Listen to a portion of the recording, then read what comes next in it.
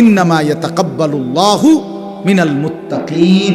মনে রাখবা, সর্বযুগেই কোরবানি কবুল হবে তার তাকওয়া থাকবে। যা তাকওয়া কি?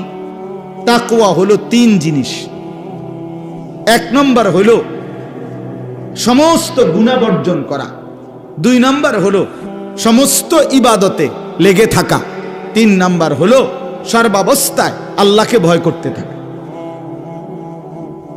গুনাহ বর্জন, ইবাদত পালন, আল্লাহর ভয়, এটাই তাকওয়া।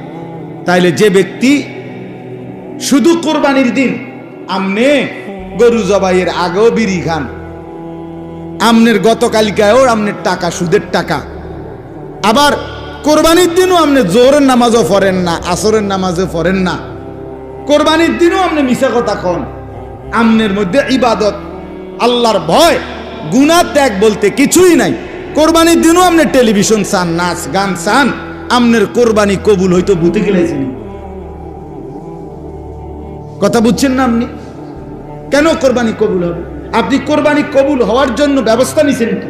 ইন্নামা ইয়াতাকাব্বালুল্লাহু মিনাল মুত্তাকিন। মনে রাখবা, সর্বযুগেই কোরবানি কবুল হবে তার তাকওয়া থাকবে। যা তাকওয়া কি? তাকওয়া হলো 3 জিনিস। 1 নম্বর হলো সমস্ত গুনাহ বর্জন করা, 2 নম্বর হলো সমস্ত ইবাদতে লেগে থাকা, 3 নম্বর হলো সর্বাবস্থায় আল্লাহকে ভয় করতে থাকা।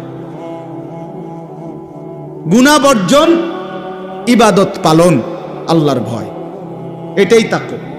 তাইলে যে ব্যক্তি শুধু কোরবানির দিন আমনে গরু জবাইয়ের আগেও বিড়ি খান, আমনের গতকালকায়ও আমনের টাকা সুদের টাকা, আবার কোরবানির দিনও আপনি জোহরের নামাজও পড়েন না, আসরের নামাজও পড়েন না, কোরবানির দিনও আপনি মিছা কথা কন, আমনের মধ্যে ইবাদত, আল্লাহর ভয়, গুনাহ ত্যাগ বলতে কিছুই নাই, কোরবানির দিনও আপনি টেলিভিশন চান, নাচ গান চান, আমনের কোরবানি কবুল হইতো বুঝে গেলেছেন।